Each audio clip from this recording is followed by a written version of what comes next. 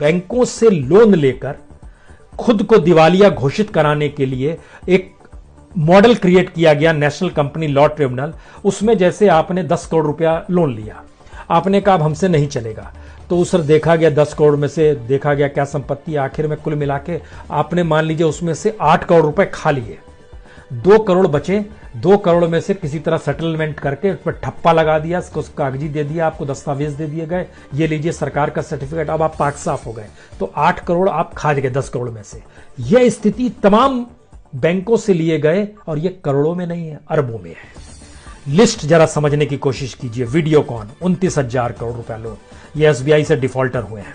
Jayaprakash associate यानी JP infrastructure 22,000 crore, IVRLCL 10,107 crore, Ruchi soya 4,513 crore, Uttam Galva steel 4,150 crore, Soma enterprises 1,895 crore, Asia colour coated Ispat 3,019 crore, Ballarpur industry 6,000 crore, Essar steel 37,284 crore, Bhushan power steel 37,248 crore, Amtek auto 14,000 crore, Monnet Ispat energy 12,115 crore, ये सारे documents हैं।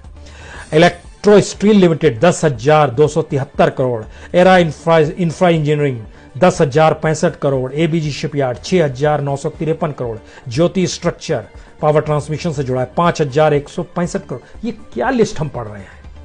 ये list इसलिए पढ़ रहे हैं क्योंकि इनका जो सेटलमेंट होगा, उस सेटलमेंट पे इन्होंने बैंक से जो पैसा लिया है उसमें बड़ा हिस्सा वो रईसी पर उड़ा चुके होंगे। कोई देखने वाला नहीं है, क्योंकि 2 केसेस हमारे सामने आए। एक केस तो बहुत साफ था, जिसका जिक्र हमने बहुत हल्के तरीके से पिछली बार किया था। यह आलोक इंडस्ट्री का जिक्र था, बड़ा महत्वपूर्ण है। आलोक इंडस्ट्रीज ने 22,075 करोड़ का इस पे डिफॉल्टर के तौर पर है, और रिलायंस ने इसका 37% इक्विटी अब 5,000 करोड़ में खरीद ली है। महत्वपूर्ण ये नहीं है, महत्वपूर्ण है कि एसबीआई ने मांगा पैसा आलोक इंडस्ट्री से और कहा हमें 22,000 करोड़ रुपया वापस कीजिए। वो झटके में आ गया, हमने तो लोन लिया, अभी कैसे वापस कर दें। उस समय एसबीआई को संभालने वाली महिला हुआ करती थी, भट्टाचार्य थी कोई, वो उस समय संभाल रही थी, और उन्होंने जब मांग की तो उसके बाद उसके हाथ पांव फूल गए और ये पूरा मामला चला गया नेशनल कंपनी लॉ ट्रिब्यूनल में। अब वहां पर रिलायंस ने वहां अपने आप को रखा, और कुल मिला के 22,000 करोड़ रुपए जिसके ऊपर लोन है, उस पूरी कंपनी की जो बोली सामने आई वो 13,000 करोड़ में सामने आई। महत्वपूर्ण यह भी नहीं है, महत्वपूर्ण यह है कि उस समय जो चेयरमैन एसबीआई की थी, वो आज की तारीख में स्पेशल डायरेक्टर के तौर पर रिलायंस के साथ है। और रिलायंस क्या प्रवोक कर रहा था उस समय, नहीं कर रहा था, ये अलग मसला है, लेकिन एक ये नया तरीका निकल कर आया कि इस देश के भीतर के जो सरकार के कुछ अनुकूल कॉर्पोरेट्स होंगे, उनके लिए बैंक काम करेंगे, और बैंक धीरे धीरे जिनको उन्होंने कर्ज दिया हुआ जिन कंपनियों को, उनको उठाकर दायरे में लेकर आएंगे नेशनल कंपनी लॉ ट्रिब्यूनल में, और वहां पर उनकी जो बैंकरप्सी कोर्ट है वो धीरे धीरे बताएगी कि आपके पास तो कुछ बचा नहीं, तो अब आपकी कंपनी बिक रही है, तो आप इतनी कंपनी को इसको बेच दीजिए। सस्ते में उनको दे दिया जाएगा जो सत्ता अनुकूल है, बैंक उसमें बीच का काम कर रहा है, और धीरे धीरे कुछ पैसा आप लेकर उड़ जाएंगे। ये एक प्रोसेस है। मीडिया क्यों नहीं बताएगा?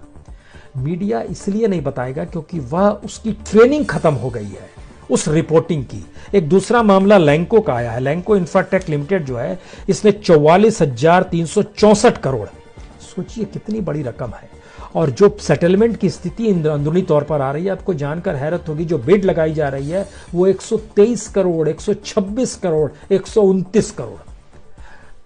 डिफरेंस देखिए क्या है। इतना पैसा कहां चला जाएगा उसके बाद? ना वो बैंक के पास आएगा, वो एक फिर दूसरी कंपनी के पास, दूसरी कंपनी से दूसरी कंपनी को ऐसे ट्रांसफर हो गया। यानी अभी तक जो हम सार्वजनिक उपक्रम में देखते थे, वह प्राइवेट सेक्टर में भी खेल है पैरेलल में, और ये सब कुछ चंद हथेलियों में सारी ताकत और सारी पूंजी समेटने की स्थिति है। अगर यह स्थिति है तो इस देश के भीतर कोई भी मुद्दा होगा, उसकी जानकारी आपको कैसे मिलेगी? इसीलिए हमने बात आज जानबूझ के कोरोना वायरस से शुरू की। आपके पास जानकारी क्या आएगी? कोरोना वायरस किससे फैलता है, नहीं फैलता है, कोरोना वायरस पॉजिटिव हो गया है, नेगेटिव हो गया है, आतंकित ना हो दुनिया। सवाल ये नहीं है।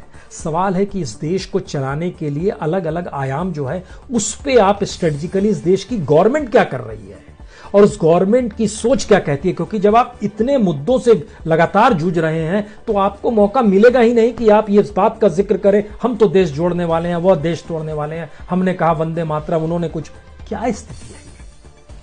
इसीलिए जब आप इस क्रोनोलॉजी को समझते हैं तो इसके बेसिक एस्पेक्ट के भीतर आपको 3 चीजें नजर आएंगी। पहली चीज, अगर लोकतंत्र नहीं है तो फोर्थ स्टेट की भूमिका बड़ी हो जाती है, जो गायब नहीं होनी चाहिए। दूसरी स्थिति, अगर फोर्थ स्टेट सक्रिय हो जाएगा तो वह खुद ब खुद लोकतंत्र के उन पायों को भी जिंदा कर देगा जिसमें सुप्रीम कोर्ट भी होगा, जिसमें संसद भी होगी।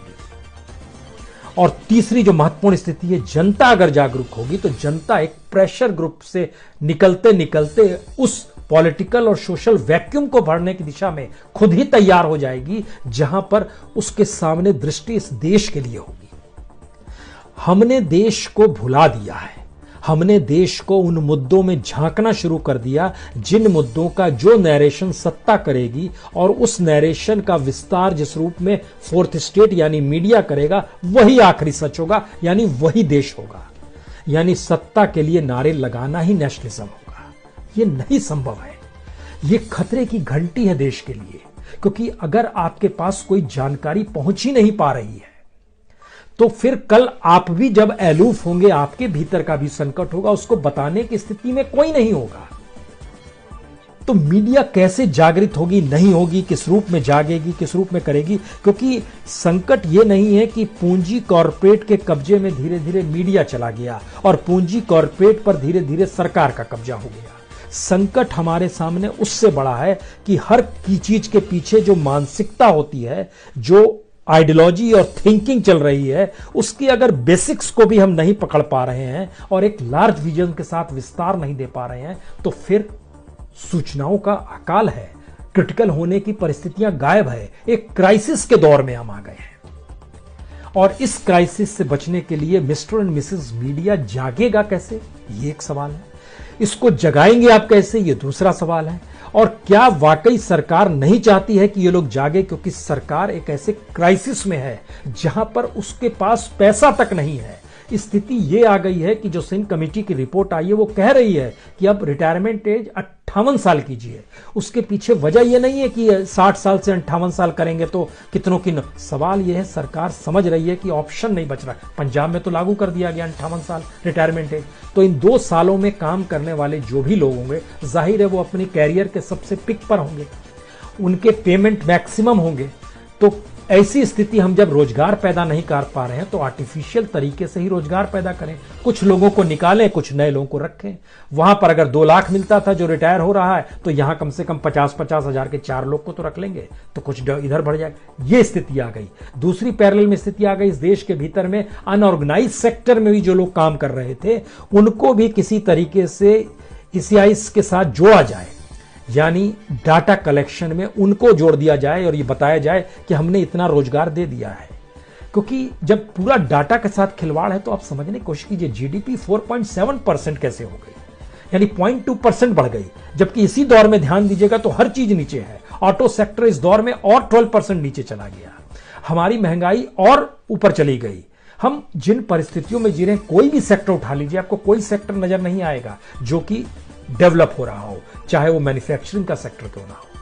अगर ये स्थिति है तो इसका मतलब है इसकी जानकारी देगा कौन, और यही जानकारी दरअसल आप तक नहीं पहुंच पाती है। और आपके पास जो जानकारी पहुंच पाती है वह सिर्फ इतनी ही भर सूचना है, ये हो गया वो हो गया, और इन दोनों को लेकर प्रधानमंत्री ने ये कह दिया या किसी मंत्री ने ये कह दिया या सरकार ये सोच रही है। अब आपके पास क्या जवाब है? तो आखिर में दोबारा कोरोना वायरस पे लौट चलिए।